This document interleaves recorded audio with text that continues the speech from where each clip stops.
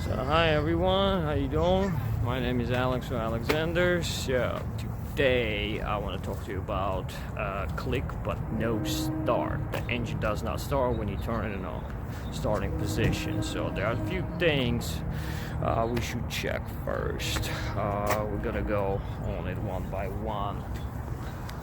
First of all, first thing to do is put the key on, try to start the car, see what it does. And guess what? It doesn't do anything, it just clicks. That's it.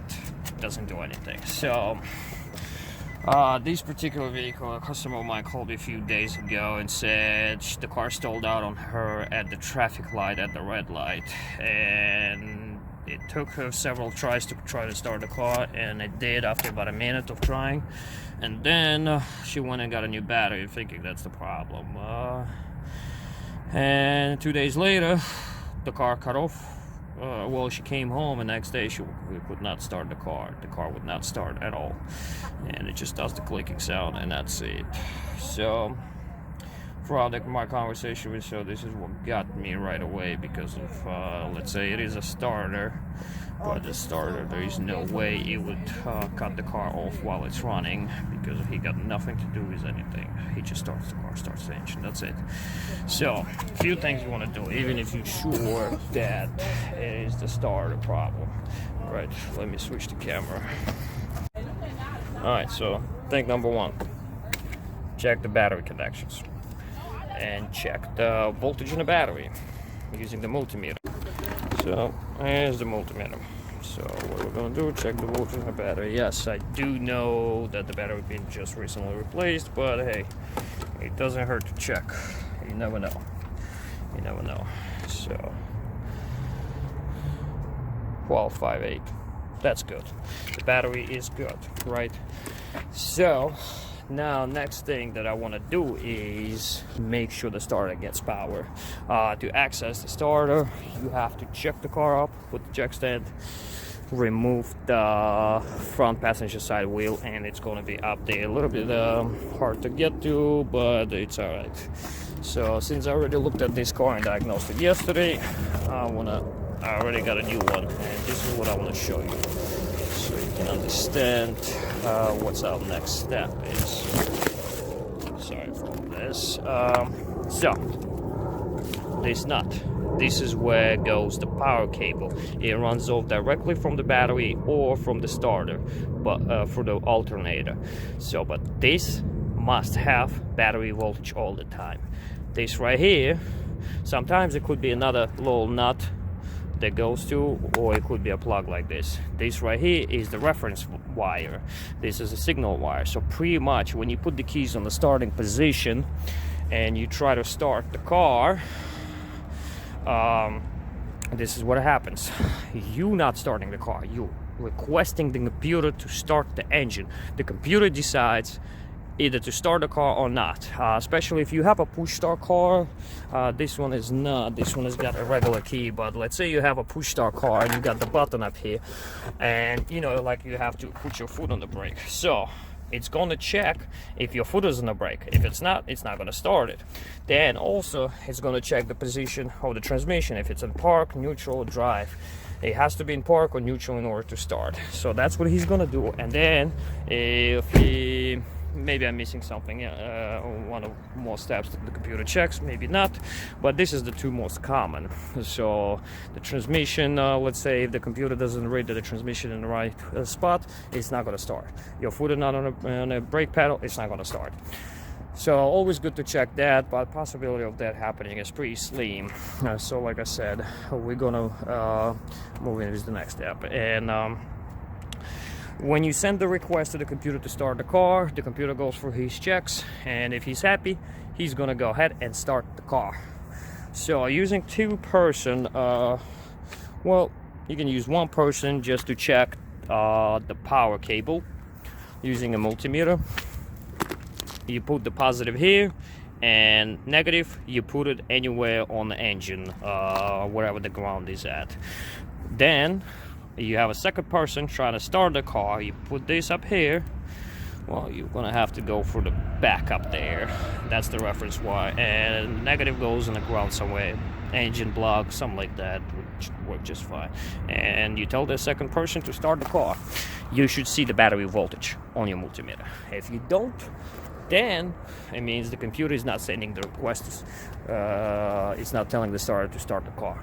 So then you possibly got an electrical problem, and you got to trace that.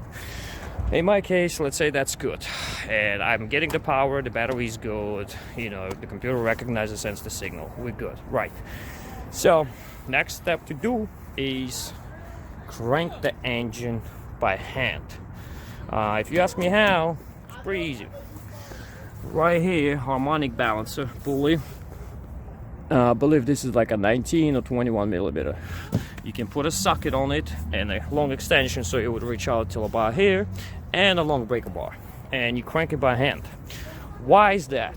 Okay, I've seen many cases where people replace the starter because it just clicks but it doesn't crank, and guess what? The car still got the same problem. They replace the starter and the car still doesn't start.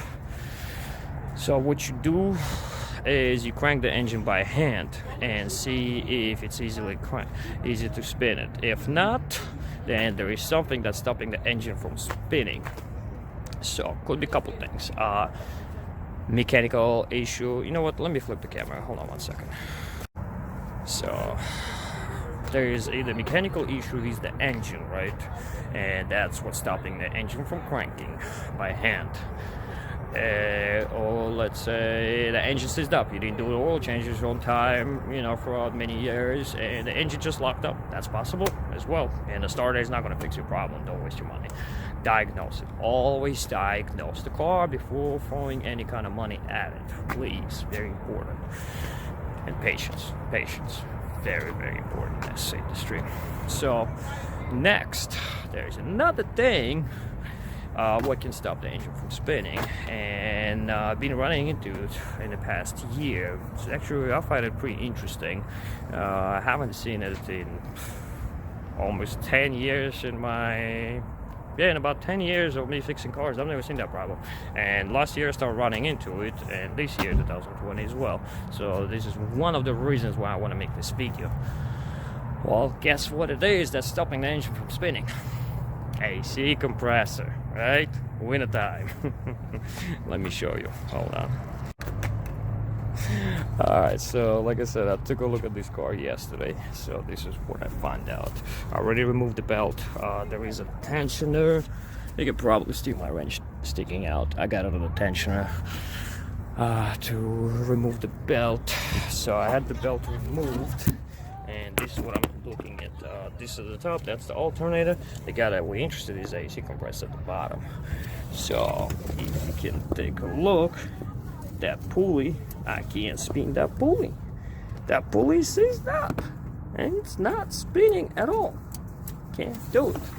So pretty much the case is the belt, because of the AC compressor went bad, that pulley, the clutch I guess in it, it was putting up, the belt was pretty tight, and it was very hard for the belt just go over the AC compressor pulley, which led to putting extra force on the engine and pretty much stopped it from cranking, right? But this is where it gets interesting. Let me switch the camera again. Hold on.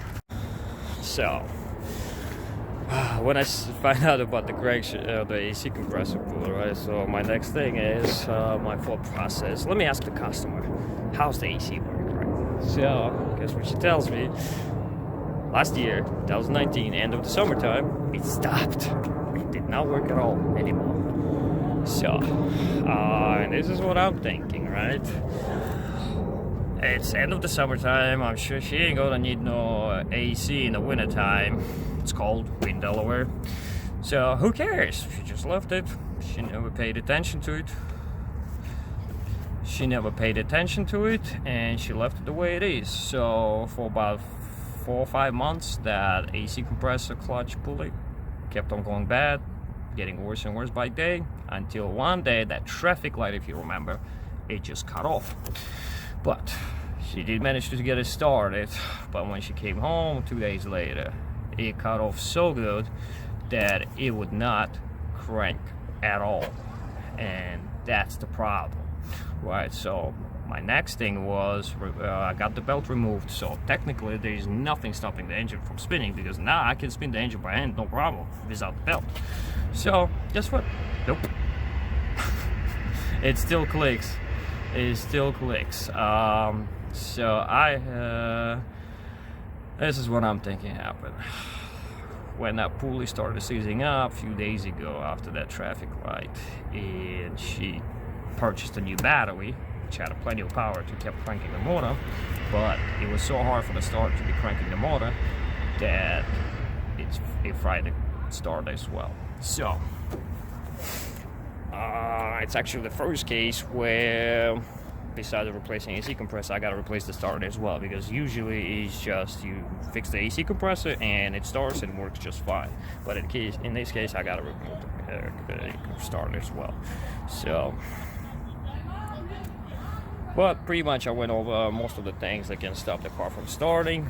If you got any questions, just let me know, comment below. And I'm about to go ahead and replace the starter, and I'll make a separate video on it, on how to replace the starter and AC compressor. So, and after we replace the starter, we're gonna start the car on without the belt. If it starts and everything's good, then we'll put the AC compressor on it. Alright guys, thanks for watching. Have a good one. Bye.